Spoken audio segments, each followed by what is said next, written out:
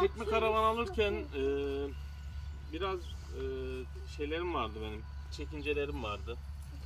Örneğin sürebilecek miyim? Sonra ya bunun masrafları sadece karavanın haricinde çeki demiri masrafı var, plaka masrafı var, işte ehliyet olayları var vesaire gibi şeylerim vardı, çekincelerim vardı. Sonra biraz araştırdım, ettim. Şimdi ehliyet konusunda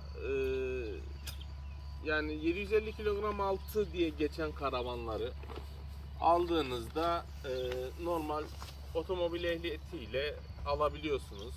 Yani hiçbir sıkıntı olmuyor. Ondan sonra sürebilir miyim acaba korkusu vardı. Yani bu herkeste oluyordur. Yani aslında hiç de sıkıntı olmuyor. Geri manevra yok. Yani geri manevra yapması neredeyse imkansız gibi bir şey yani. Onun için bayağı tecrübeli olmanız gerekiyor ama. Sağa çevirirsek direkt. Geri manevra yapmayı ben bilmiyorum. Dün geldiğimizde bayağı uğraştım. Yapamadım. Ama yani araçtan söktüğünüzde normal el arabası gibi kullanabiliyorsunuz. Hiçbir sıkıntı olmuyor. Yani hani araçtan gideceğiniz yere gelince araçtan söküyorsunuz. Buraya yerleştirdik yani hani karavanımızı. Hiç de zor olmadı. Ama düz yolda giderken zaten yan aynaları kontrol ediyorsunuz. Daha dikkatli gidiyorsunuz. Bir sorun olmuyor. Bir de ben mesela hani ya işte 60-70'i geçmememiz lazım falan diyorlar. Yani 80-90 gidebiliyorsunuz. Bir sorun olmuyor. Tabii yani yoluna göre. Ortalama %10, %15 daha arabanın normal gideninden yavaş gitmeniz gerekiyor. Atıyorum 70 ile gidilen bir yolda 60 ile 50 ile gitmeniz lazım. Çünkü kasis falan olduğunda mesela hani daha yavaş geçmeniz gerekiyor. Bunlar önemli. Sonra tuvalet konusu mesela benim kafama takılan konulardan birisiydi. Tuvalet içinde majoratörlü tuvalet denilen bir şey var. Bu pisliği öğütüyor açıkçası. Biz genelde gittiğimiz yerlerdeki tuvaleti kullanıyoruz ama hani yine de gece kalkınca falan kullanabilmek için tuvaletimiz aktif. Şu şeyi de gösterebilirim. Su deposu çok dolunca kendiliğinden boşalıyor. Kendiliğinden değil, babam boşalıyor. İşte şu şekilde bir atık su deposu aldım. Kendimce bağladım. Bir taraftan tuvaletin suyu geliyor. Bir taraftan lavabonun suyu geliyor. Gittiğiniz yerde uygun yeri illaki oluyor onu boşaltacak. Uygun bir yere sonra götürüp boşaltıyorsunuz. Sonra bir de şöyle bir hortum aldım. Bu hortum işimi görüyor ama bir tane de normal hortum alacağım. Çünkü başlıkları vidalı olmayanlarda sıkıntı oluyor. Plaka konusuna gelince 750 kilogram altında olan şeylerde, karavanlarda şeye gerek yok yani. Nasıl diyeyim? Orijinal plakaya gerek yok. Herhangi bir şeyden gidip reklamcıdan sticker olarak plakanızın aynı şeklini alın, bastırın. Bir sorun olmuyor. Bir de otobanla geçerken tabii dikkat etmek gerekiyor. Yani dikkat etmek derken endişelendim ben ilk geçtiğim zamanlar. Çünkü devlet yolları direkt ceza olarak görüyordu. Sonradan kontrol ettiğimde bazı yerlerde araç ve karavanı birlikte görüp 3 dingilli diye tabir edilen yani normal bir arabanın yaklaşık 2 katı olarak bir kesiyor. Bazı yerlerdeki kameralar tam fark edemiyor bu otobanlardaki geçişlerde çekme karavanın plakasını. Ne yapıyor? Arabaya 1 yazıyor. Bir tane de karavanı gördüğü için karavanın plakası içinde çift geçişmiş gibi yazıyor. Yani orada da öyle bir sıkıntı olmuyor. Yalnız özellikle bu taralı yollar diye tabir ettiğimiz işte Osman Gazi Köprüsü gibi yollarda direkt tanıyor ve 3 dingil parası kesiyor. Yani o da arabanın 2 katından biraz daha fazla oluyor. Öyle. Ondan sonra Mesela Manisa'dan gelmişsin. Ne kadar kestiler? Manisa'dan mesela İstanbul'a. Manisa'ya ben giderken 180 liraya falan gittim. Dönüşte 400 lirayı falan buldu. Yani ücretli yolların tutarı. Ücretli yollar biraz pahalı yani. Karavanla ama hani normal devlet otobanlarında arabanın 2 katı sadece. Kesinlikle otoyoldan gitmek varken şeyi tercih etmiyorum ben. Yani devlet otoyollarına gidebiliyorsam oradan gidiyorum.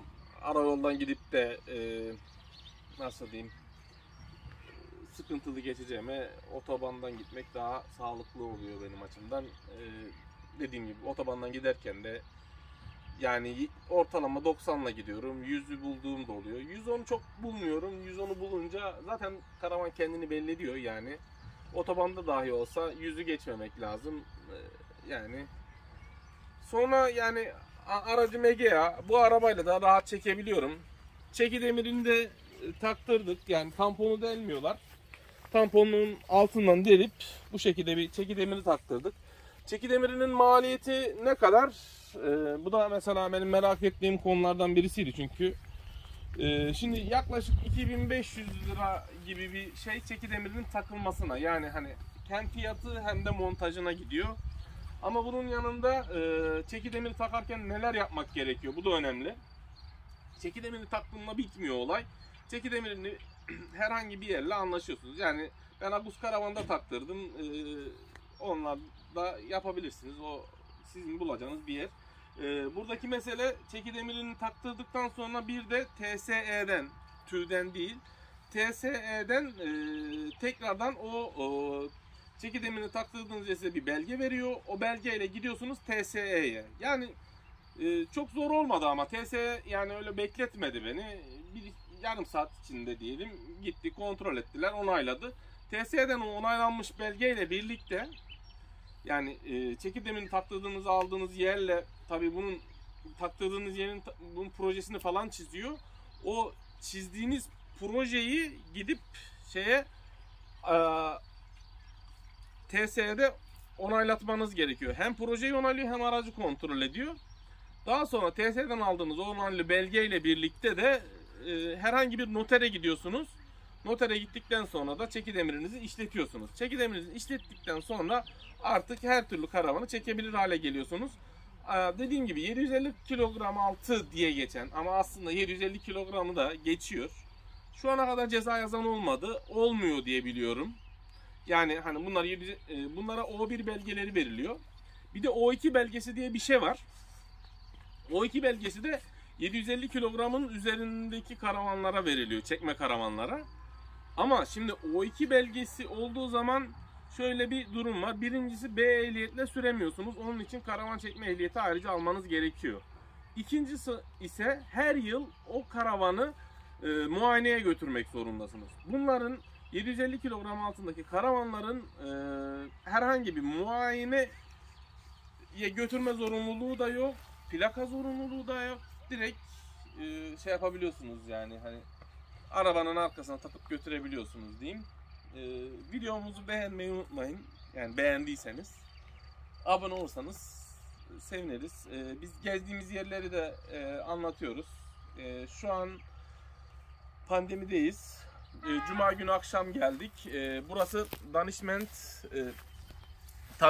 Tabiat Parkı. Yani burayı da şöyle söyleyeyim. Yani karavanımızı koyduğumuz yerle denizin arasında 20 metre yok herhalde. Ama buradan denize girilmiyor karavanı koyduğumuz yerden. Burası taşlık. Yalnız şöyle yaklaşık 100 metre ileride direkt kum bir alan var ve yani 30 metre gittiğinizde dahi boyunuzu aşmıyor. O kumsalı da çok güzel. Burası Saros Körfezi'nde, Erikli'nin hemen karşısında. Yani Gökçetepe'yi geçtikten sonra. Ben Gökçetepe'ye de gittim, buraya da gittim. Yani bence burası Gökçetepe'den daha iyi.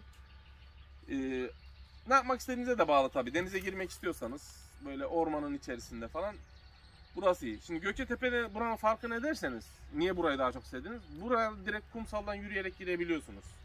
Ama Gökçetepe'de öyle bir şansınız yok maalesef. Gökçetepe'de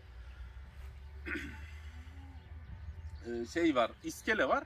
İskeleden direkt dalıyorsunuz. Ha, daldığınız yer berrak. Dibinde balıklar var. Orada da mesela hani şnorkelle falan gittiğinizde biz gitmiştik. Çok güzel balıklar var. Onları görüyoruz falan. Ama mesela iskeleden girdiğimiz yerin derinliği 2,5 metre falan. Hani o yüzden iskeleye tekrar çıkmak durumunda kalıyorsunuz. Burası kumsal olduğu için giriyorsun, çıkıyorsun.